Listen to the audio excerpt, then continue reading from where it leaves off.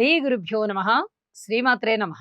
మా రావినూతల భక్తిని ప్రోత్సహిస్తూ ఉన్నటువంటి మా ప్రేక్షకులందరికీ కూడా ధన్యవాదాలు తెలియజేస్తూ, ఆగస్టు 12వ తేదీన సూర్యగ్రహణం ఉన్నది అనేటటువంటి ప్రచారం బాగా జరుగుతూ ఉన్నది. అయితే ఇది భారతదేశంలో కనపడదు కాబట్టి మనము భయపడవలసిన అవసరం లేదు. ఆసియాలో ఉత్తర ప్రాంతము, ఇతర ప్రాక్పశ్చిమ దేశాలలో ఈ యొక్క సూర్యగ్రహణ ప్రభావం ఎక్కువగా ఉన్నది. కాబట్టి ఇతర దేశాల వాళ్ళందరూ కూడా వీటిని తప్పనిసరిగా పాటించవలసినటువంటి పరిస్థితి ఉంటుంది. అయితే మన భారతదేశంలో కనబడదు కాబట్టి మనము అంత భయపడవలసిన పరిస్థితి లేదు. అయితే గర్భిణీ స్త్రీలు ముఖ్యంగా ఆందోళన చెందుతూ ఉంటారు.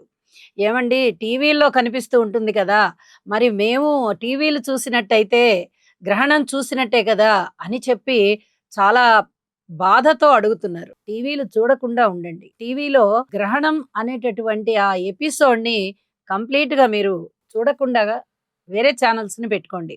ఇది ఎందువల్ల ఇలా చెప్తున్నాము అంటే, గ్రహణాన్ని ప్రత్యక్షంగా చూస్తే చాలా వరకు ఇబ్బందులు ఉంటాయి. ఈ గ్రహణానికి సంబంధించినటువంటి ఆ సూర్యగ్రహణము యొక్క ఆ కాంతి కిరణాలు ఈ భూమి మీద ఉన్న జీవరాశుల మీద పడుతూ ఆ ప్రభావం మనిషికి చాలా తీవ్రంగా పనిచేస్తూ ఉంటుంది. గర్భిణీ స్త్రీల మీద మరింత ప్రభావవంతంగా కనిపిస్తూ ఉంటుంది. అయితే టీవీలో చూసినంత మాత్రాన మీరు గ్రహణాన్ని చూసినట్టు కాదు. ఎక్కడో ఖండాంతరంలో ఉన్నటువంటి గ్రహణము మీరు ఒక దృశ్యం ద్వారా చూస్తున్నారు, ఒక చలనం ద్వారా చూస్తున్నారు, ఒక మాధ్యమం ద్వారా వీక్షిస్తున్నారు తప్ప మీరేమి ప్రత్యక్షంగా దానిని చూడడం లేదు. కాబట్టి ఒకవేళ పొరపాటున ఎవరన్నా టీవీలో చూసినా కూడా గర్భిణీ స్త్రీలు ముఖ్యంగా భయపడకండి. అయితే మీరు టీవీ కాలక్షేపం కోసం చూస్తున్నప్పుడు కానీ, లేదా ఏదైనా విజ్ఞానం కోసం చూస్తున్నప్పుడు కానీ మధ్యలో ఈ అడ్వర్టైజ్మెంట్ లాగానో ఏదో ఒక రూపకంగా ఈ గ్రహణం తాలూకు ఆ వీడియో ఆ టీవీలో రిలీజ్ అవుతున్నట్టయితే ప్రత్యక్షంగా మనం గ్రహణాన్ని చూస్తున్నాము అనే భావన లేకుండా ఏదో టీవీలలోనూ అలాగా ఈ ప్రసార మాధ్యమాలలో వాళ్ళు వేస్తారు, వ్యాపారాత్మకమైనటువంటివి కాబట్టి ఇవన్నీను వేస్తూ ఉంటారు అని చెప్పి అప్పుడు మీరు పక్క ఛానల్కి వెళ్ళిపోండి తప్ప, అయ్యయ్యో మనము టీవీలో ఇవి చూసేసామే అనేటటువంటి భయము మటుకు ఎట్టి పరిస్థితుల్లో గర్భిణీ స్త్రీలు పెట్టుకోవద్దు. ఇది చాలా చాలా ముఖ్యమైనటువంటి విషయం. అలాగే ఆందోళనకి గురి కావద్దు. ఎప్పుడైతే గర్భిణీ స్త్రీలు ఆందోళనకి గురవుతారో, ఒక విధమైన భయం పెట్టుకుంటారో, లేకపోతే మానసికమైనటువంటి దిగులుని ఏర్పాటు చేసుకుంటారో, పైకి చెప్పలేకపోతున్నాము, అందరూ గ్రహణం ఉంది అంటున్నారు, కొంతమంది గ్రహణం లేదు అంటున్నారు, మన గర్భస్థ శిశువుకి ఏమైనా ప్రమాదం జరుగుతుందా అనే లాంటి ఆలోచనలు కూడా చెయ్యకండి. ఇవి కూడా గర్భిణీ స్త్రీలు చేయడం అసలు మంచిది కాదు.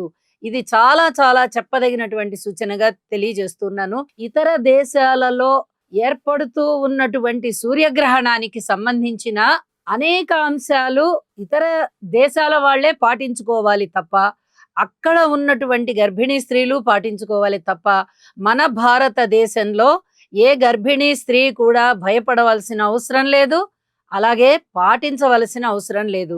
అసలు గ్రహణమే కనిపించనప్పుడు ఇక నియమం పాటించడం ఎందుకు? కాబట్టి ఎటువంటి భయమో పెట్టుకోవద్దు. ఇక రెండవ అంశం, ఆబ్దీకాలు పెట్టడానికి, మాసికాలు పెట్టడానికి ఒకవేళ అదే రోజు సంవత్సరీకం పడినట్టయితే, అంటే సంవత్సరం పూర్తి అయ్యి మనిషి విగత జీవిగా అయినటువంటి సమయం నుంచి ఒక సంవత్సర కాలం అయినట్టయితే, ఈ ఆగస్టు 12వ తేదీన మళ్ళీ తిరిగి సంవత్సర కాలం పూర్తయింది అనుకోండి 2026 సంవత్సరంలో, రేపు ఆగస్టు 12న అదే రోజున మనము తిథి పెట్టుకోవచ్చా, ఆబ్దీకము, సంవత్సరీకము ఇలాంటివన్నీ పెట్టుకోవచ్చా అనే సందేహాలు చాలా మంది కలుగుతాయి.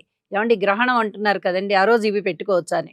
గ్రహణం అయినా మనకి కనబడదు కాబట్టి ఈ ఆబ్దీకాలు గాని, మాసికాలు గాని, సంవత్సరీకం గాని యథావిధిగా జరిపించుకోవచ్చు. ఎటువంటి సందేహము లేదు ఇందులో. ఇక తిరిగి మూడవ అంశాన్ని ఆలయాలలో భగవంతుణ్ణి శుభ్రంగా మూసివేస్తారు. ఆలయాలు మూసివేసి భగవంతుడి యొక్క కష్టకాలం అని చెప్పి ఆ సమయంలో జపాలు చేసుకోవడము ఇలాంటివి చేయడానికి చాలా మంది ఉత్సాహం చూపిస్తారు. ఎందుకంటే గ్రహణ కాలం చాలా పవిత్రమైనది. ఆలయ నిర్వహణాధికారులు అయితే ఖచ్చితంగా ఆలయాన్ని మూసేస్తారు. ఇక మిగతా భక్త జనం అంతా తప్పనిసరిగా మంత్రోచ్చరణ చేస్తారు. పట్టు స్నానం, విడుపు స్నానం, మధ్య స్నానం ఇలాంటివి చేసి భగవంతుడికి అనేక రకాలైనటువంటి స్తోత్రపారాయణాలు చేస్తారు. మరి ఈ రోజు గ్రహణానికి సంబంధించి ఈ నియమం ఏమన్నా పట్టించుకోవచ్చా అండి అంటే, ఏమి పాటించినా మామూలు రోజు ఎలా ఉంటుందో ఈ రోజు కూడా మనకి అలాగే ఉంటుంది. కానీ ఆ రోజు అమావాస్య కాబట్టి అదొకటే ప్రాధాన్యత కాబట్టి మిగతా ఏ గ్రహణానికి సంబంధించినటువంటి పనులు మీరు చేసినా అది గ్రహణ కాలంలో చేసినట్టు కాదు. విదేశాలలోని సమయం వేరు, మన సమయం వేరు. వాళ్ళ యొక్క గ్రహస్థితి వేరు, మన యొక్క గ్రహస్థితి వేరు. కాబట్టి మీరు ఇక్కడ ఉండి ఆచరించితే అది గ్రహణం యొక్క నియమాన్ని ఆచరించినట్టు కాదు. కాబట్టి ఆలయాలు మూసివేయనవసరం లేదు. అలాగే ఈ పట్టు స్నానము, విడుపు స్నానము, అలాగే పాము కాటికి, తేలు కాటికి మంత్రాలు తీసుకోవడము ఇలాంటి అన్నిటికీ కూడా ఈ నియమం అనేది వర్తించదు. ఆ రోజు భారతదేశంలో ఉన్న వారికి గ్రహణము లేదు కనుక ఎవరైనా విదేశాలలో ఉన్నట్లయితే వారికి గ్రహణ నియమాలు వర్తిస్తాయి. కాబట్టి తప్పనిసరిగా వారికి సంబంధించినటువంటి ఇష్ట దేవతలు ఎవరైతే ఉన్నారో ప్రతిరోజు నిత్య పూజలో వారు ఎవరినైతే కొలుస్తూ ఉన్నారో వారికి సంబంధించినటువంటి దేవీ దేవతల యొక్క స్తోత్ర పారాయణాలు చేసుకోవచ్చును. ఇది చాలా చాలా చెప్పదగినటువంటి సూచన. ఇక విదేశాలలో గ్రహణం కనిపిస్తూ ఉన్నటువంటి ప్రాంతాలలో ఉన్నటువంటి అక్కడ నివాసం ఉంటూ ఉన్నటువంటి స్త్రీలు ఎవరన్నా గర్భిణీతో ఉన్నట్లయితే తప్పనిసరిగా నియమాలు పాటించండి. వారు గ్రహణాన్ని చూడరాదు. ఇది చాలా చాలా చెప్పదగ్గ సూచన. అలాగే గ్రహణ సమయంలో ఏమీ తినడం మంచిది కాదు. సూర్యరశ్మి గర్భిణీ స్త్రీల శరీరం మీద పడకుండా ఇంట్లోనే ఒక గదిని చీకటిగా చేసుకుని, అంటే తలుపులు, కిటికీలు అన్ని మూసివేసుకుని ప్రశాంత చిత్తంతో దైవధ్యానం చేసుకుంటూ విశ్రాంతిగా ఉండడం అనేది చాలా మంచిది. ఆహారం తీసుకోవడం గాని, మంచినీళ్లు తీసుకోవడం గాని, పాలు తీసుకోవడం గాని, ఇతరత్ర ఆహార పదార్థాలు తీసుకోవడం గాని ఇలాంటివి ఏవి కూడా చేయకుండా ఉంటే బాగుంటుంది. గ్రహణం ఎప్పుడైతే మనకి పడుతోందో ఇతర దేశాలలో ఉన్న వారికి ఆ సమయానికి ముందుగానే ఆహారం తీసుకుని అది జీర్ణం అయిపోయేటట్టుగా చూసుకోవడం చాలా చాలా మంచి పద్ధతి అని మరొకసారి తెలియజేస్తున్నానండి. అలాగే ఇతర దేశాలలో ఆబ్దీకం పెట్టుకునే వారు కూడా, ఎందుకంటే కొంతమంది వారికి వారే స్వయంగా నిర్వహించేస్తారు. వాళ్ళ తండ్రి గారిదో లేదా మాతృమూర్తి గారిదో అబ్దికాలు పెట్టుకోవాలి అనుకుంటే కొంతమంది నేర్చేసుకుని ఉండి, ఇక మనకి ఈ ఇతర ప్రాంతాలలో అవకాశం ఉండదు కదా, మనమే ఏదో తర్పణాలు విడుద్దాము లేదా ఇంకా ఏదన్నా కొంచెం పితృదేవతలకి సంబంధించి ఆ మంత్రాలు అవి చదువుకుందాము, తల్లిదండ్రులకి లేదా ఇతర గురువులకి, పెద్దలకి ఎవరికన్నా తర్పణాలు విడుద్దామనో అబ్దికం పెట్టుకుందామనో అనుకున్నట్లయితే వాళ్ళు ఖచ్చితంగా ఈ గ్రహణ నియమాలు పాటించి ఆ రోజున పెట్టవద్దు. ఆ మరుసటి రోజు పెట్టుకోవడం చాలా చాలా మంచిది. ఇవన్నీ తెలియచేస్తూ భారతదేశంలో ఉండేటటువంటి మా ప్రేక్షకులకి అసలు ఎట్టి పరిస్థితుల్లో భయము లేదు అని చెప్పి తెలియజేస్తున్నానండి. ఇతర దేశాలలో ఉన్నటువంటి మా ప్రేక్షకులకి అక్కడి నియమాలు మీరు పాటించవలసిందిగా సూచన చేస్తూ ధన్యవాదాలు.